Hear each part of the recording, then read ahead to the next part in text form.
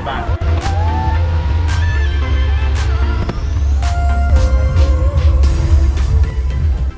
วันนี้เราจะพาเพื่อนๆไปชมเทศกาลพลุนานาชาติที่ชายหาดพัทยา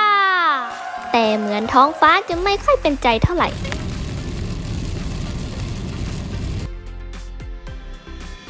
ระหว่างทางฝนก็ตกๆหยุดๆนะคะสลับกันไปค่ะ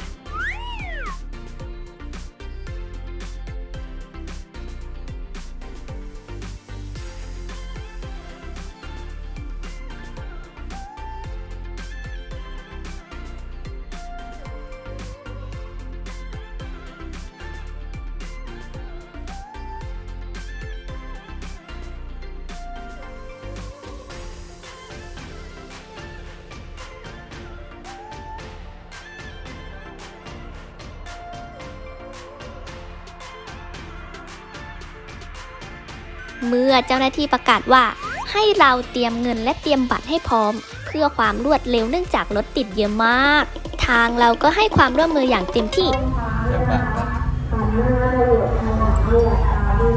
มาจากฝั่ง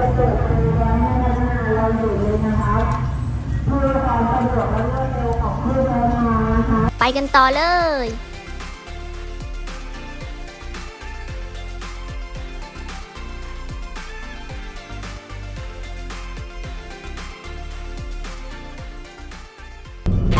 ตอนนี้เรากำลังจะไปไหนครับอ้าวกำลังจะไปพัทยาการทำอะไรไปดูพลุไปดูเทศกาลพลุประจำปี 2556 เอ้ย65 เราอยู่หาดจอมเทียนมันอยู่ใต้ใช่ไหมไม่รู้สิหาดจอมเทียนอยู่ใต้หุ่นยนต์ทรานส์ฟอร์เมอร์นะคะเราชอบมากเราอยู่หาดจอมเทียนนะคะเราก็จะไปดูพลุที่พัทยากลางเป็นสถานที่จัดงานถ้าเราไปที่พัทยากลางนะเราจะได้เห็นแบบเต็มตาแบบความอลังการตะการตามันจะรู้สึกแบบว้าวแบบอุ้ยตุ้มอย่างนี้เลยเดี๋ยวเราจะพาไปถ่ายให้ดูมันต้องสวยมากแน่ๆเลยเดี๋ยวให้ดูรถติด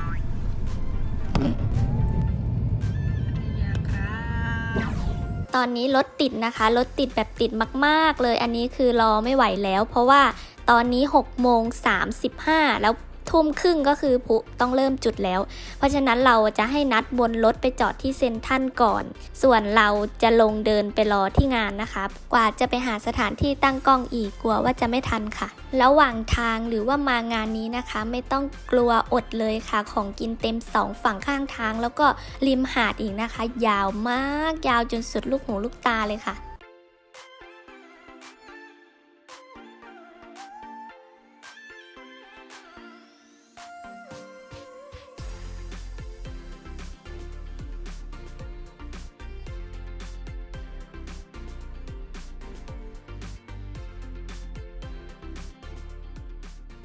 ในที่สุดเราก็เดินมาถึงชายหาดแล้วนะคะเดี๋ยวจะพาไปดูบรรยากาศค่ะว่าคนจะเยอะแค่ไหนอันนี้คือวันที่2นะคะวันแรกเราไม่ได้มาค่ะแต่ว่าดูจากในข่าวหรือว่าในโซเชียลต่างๆนะคะเห็นแล้วคือคนเยอะมากค่ะแล้วมาดูวันนี้ค่ะว่าจะเยอะกว่าเมื่อวานหรือเปล่านะคะ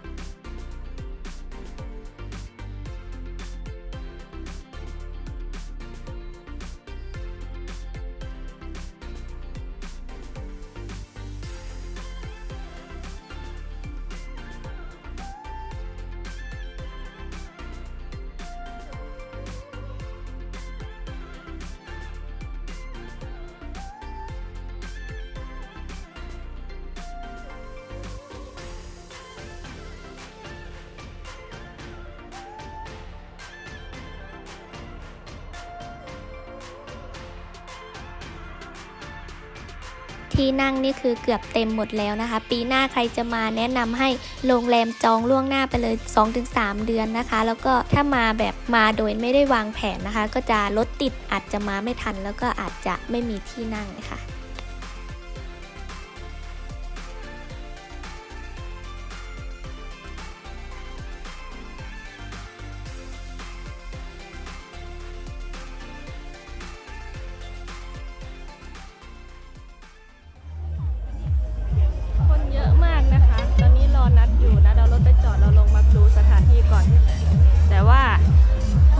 จริงๆหาที่ตั้งกล้องยังไม่ได้เลย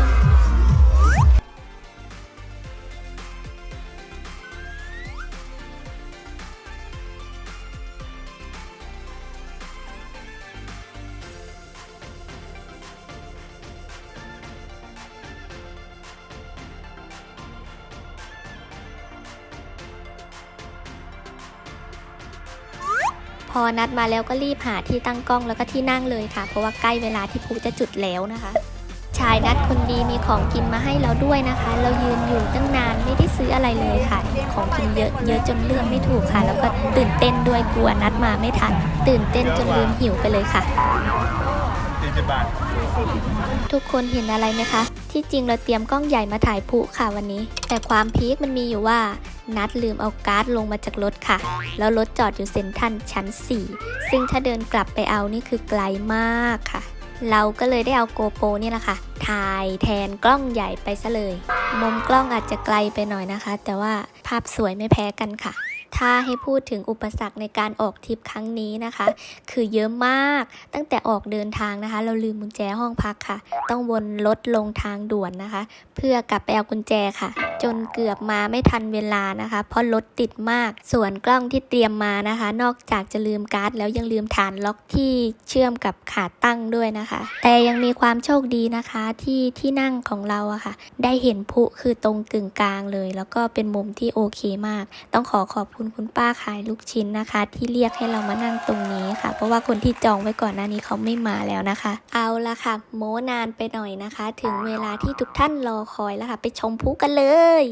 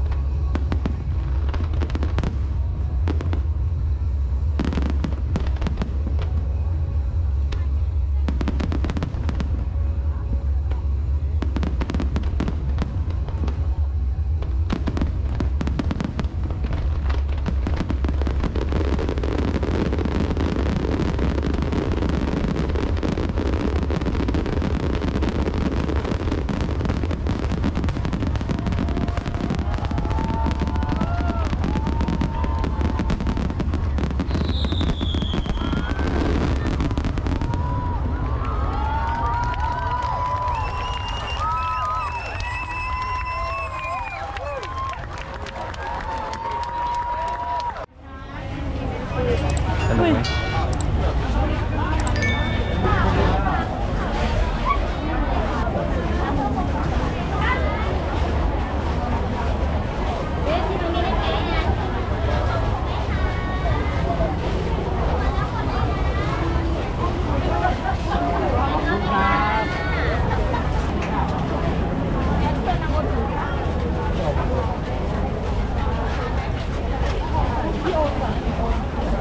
กินไหมนี่เป็นเกล็ดหิมะ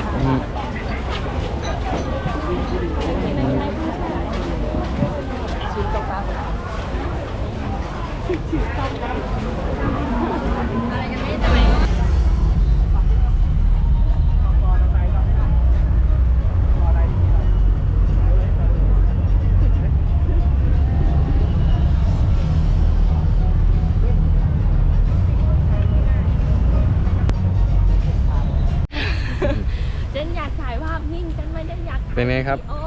อ้าว เป็นไงครับ ไปเที่ยวมาสนุกไหมครับ ไม่ ไหน สนุกไหม สนุก หลบรถหน่อยครับ สนุกมากครับไปเดินตรงนู้นเนี่ย เหนื่อยไหม เหนื่อยมากร้อน นี่นะ ร้อนแต่ว่าก็สวย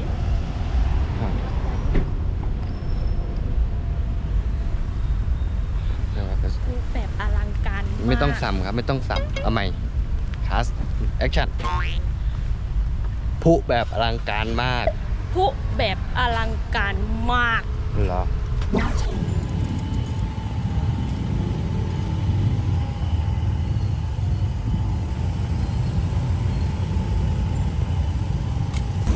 สวัสดีครับ สวัสดีรถติดไหมครับ รถติด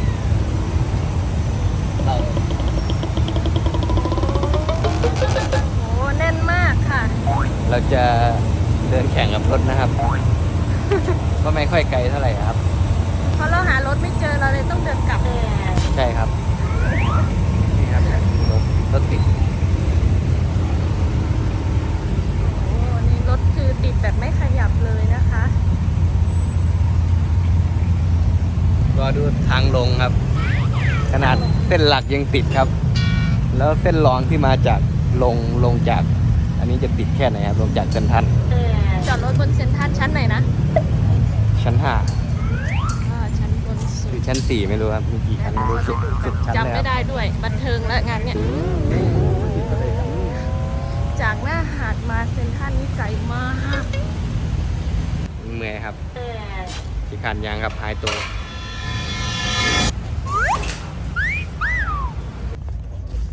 อยู่ไหนล่ะ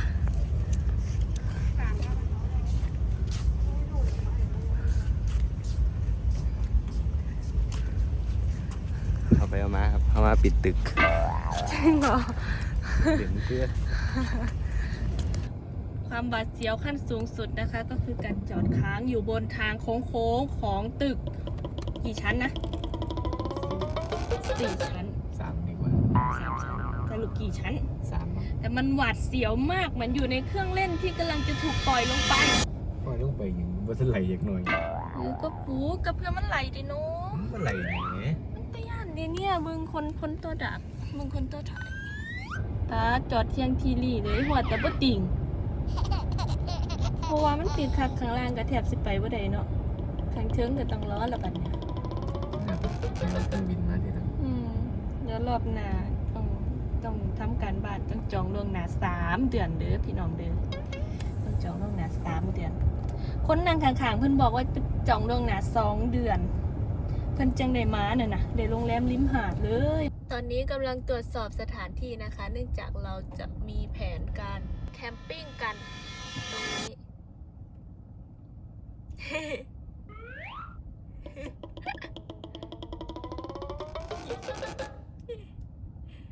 วางแผนแคมปิ้งค่ะ เราอยากจะนั่งชิลๆริมหาด เป็นไงบ้างครับ สภาพอากาศ น่านั่งไหม